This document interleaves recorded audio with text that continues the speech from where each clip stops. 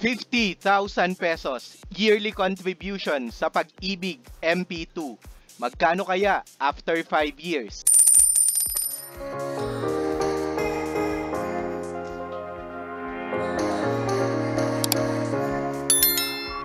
Ito ang dividend rate na idineclare ng Pag-ibig sa kanilang MP2 sa huling 5 taon. Noong 2019, nakapag-declare sila ng 7.23%. Noong pandemic years, nakapag-declare sila ng 6.12 at 6%. After ng pandemic, nakapag-declare sila ng 7.03% at ang pinakahuli noong Feb 27, 2024, nakapag-declare naman sila ng 7.05%. Ang average ng 5 taon na ito ang gagamitin natin sa ating computation ng dividend sa ating sample ngayon na gagawin natin. Kukunin natin ang total nito at i-divide naman natin sa loob ng 5 taon. Ang gagamitin natin na dividend rate sa ating computation ay 6.69%. Ito ang gagamitin natin pansamantala sa ating computation. Kung mas mataas dito, mas ginagaling tayo kasi mas malaki ang tatanggapin natin na dividend. Kitang-kita nyo naman mga kapeso, noong 2022 at 2023, mas mataas sa 6.69% ang idineclare nila dito sa gagamitin natin. So mas malaki pa ang kikitain mo ngayon sa MP2 mo. Pero kung mas mababa, sa 6.69% ang ide-declare nila, medyo mas mababa din ang matatanggap natin na dividend noong taon na iyon. Ilagay na natin dito ngayon ang na-compute natin na 6.69% na dividend rate or average dividend ng Pag-ibig MP2 sa nakalipas na 5 taon. Sabihin natin na may yearly deposit tayo ngayon na 50,000 pesos sa loob ng 5 taon at magsisimula tayo ngayong September 2024 at maghuhulog ulit tayo tuwing January ng 2025, January ng 2026 hanggang January ng 2028. Pero sa January ng 2029, ito yung huling taon ng paghuhulog natin sa Pag-ibig MP2, hindi na tayo maghuhulog. Aabangan na lang natin hanggang sa mag-mature yung Pag-ibig MP2 natin. Ang total na madideposit natin sa loob ng 5 taon ay 250,000 pesos.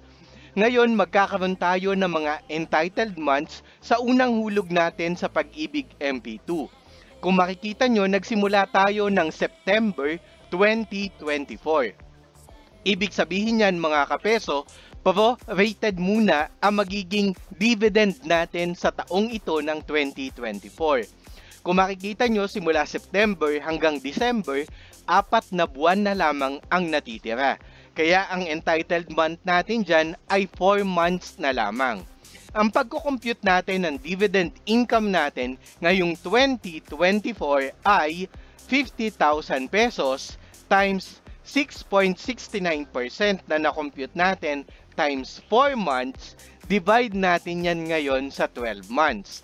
Ibig sabihin, ang dividend income na makukuha ng 50K natin ngayong 2024 ay 1,115 pesos muna sa loob ng 4 na buwan. Ang total money natin ngayong December 2024, 50,000 plus yung dividend income natin na 1,115 ay 51,115 pesos na mga kapeso. Ito ngayon yung magiging panimulang savings natin sa 2025. That is 51,115 plus 50K. Ang total savings natin ngayon ay 101,115 pesos. O sa makatuwid, ang entitled months na natin ngayong 2025 ay 12 months naman. Kasi January tayo naghulog hanggang December 2025. Ganun din ang mangyayari sa 2026 hanggang 2028. Pero pagdating ng 2029, ang natitira na lamang ay January hanggang August. Kasi by September 2029, matured na yung MP2 natin at pwede na natin siyang i-withdraw. So ang natitira na lamang ay January hanggang August o 8 buwan o in total, naka 60 months na tayo ng paghuhulog sa ating Pag-ibig MP2. Kaya ang mangyayari niyan, ang total na dividend income natin ay 65,460 pesos. O ang total na makukuha natin na pera from 250,000 pesos, magiging 315,460 pesos.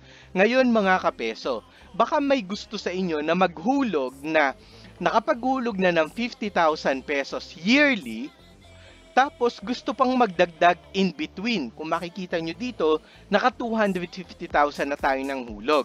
At ang makukuha natin ay 315,000 pesos na. Pero may iba sa atin na ang gusto tuwing 13th month maghulog, o kaya naman kapag may extra pera sila, maghuhulog pa sila sa kanilang Pag-ibig MP2. Halimbawa, every November, nagkakaroon tayo ng 13th month pay at gusto nating magdagdag ng 5,000 pesos. Pwede ba yon kapeso kahit nakafix tayo na every year lang tayo maghuhulog? Pwedeng-pwede yan mga kapeso kasi flexible si Pag-ibig MP2. Halimbawa kapeso, gusto mong magdagdag sa November 2025 at November 2026, November 2027 at November 2028. Ang total na nahulog mo ay 270,000 pesos na. Pero ang total na makukuha mong pera, 338,801 pesos. Pwede mo yung gawin dito kapeso, flexible kahit anong buwan. Pwede kang maghulog kapeso. Ganyan ka-flexible ang ating Pag-ibig MP2. Halimbawa naman kapeso, sabi mo, parang ang hirap naman kasi September maghulog ako ng 50k. And then come January 2025, after ng 4 months, maghuhulog na naman ako ng 50k. Parang ang bigat naman. Pwede naman kapeso na yung sunod mong 50,000 na hulog ay January 2026 or pagkalipas pa ng 16 months ka maghulog. Pwede yun kapeso. Pero by January 2029, maghuhulog ka ulit ng 50,000 ha, or 250,000 pesos kapeso. Ang total na makukuha mo ngayon ay 300,000 pesos. Medyo bumaba. Kasi mahalaga na nakakapag-umpisa tayo o nakakapaghulog tayo agad ng mas maaga para kumikita agad yung dividend income natin. Halimbawa naman kapeso, sabi mo, meron akong 10,000 ng January 2025. Pwede ba yun na hindi ako mag-stick sa 50,000? Pwede kapeso. Paano kung 2026 wala akong 50,000 pero may 25,000 pesos ako?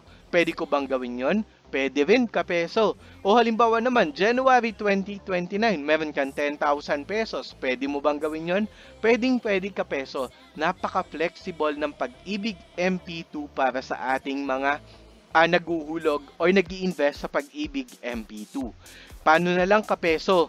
Diba ang dividend rate natin ngayong 2023 ay 7.05%. Ano pa kaya mangyayari sa 315,000 pesos mo? Subukan lang natin kapeso.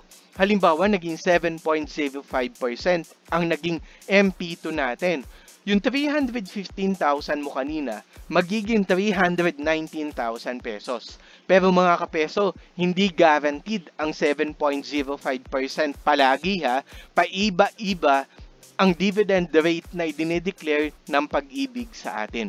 O ano kapeso, excited ka na ba na maghulog ng 50k yearly sa Pag-ibig MP2? O kaya naman, baka may gusto kang subukan na ihulog natin sa Pag-ibig MP2. Baka may ibang amount na desired ka. Pwede natin yung gawan ng computation. Just comment down below.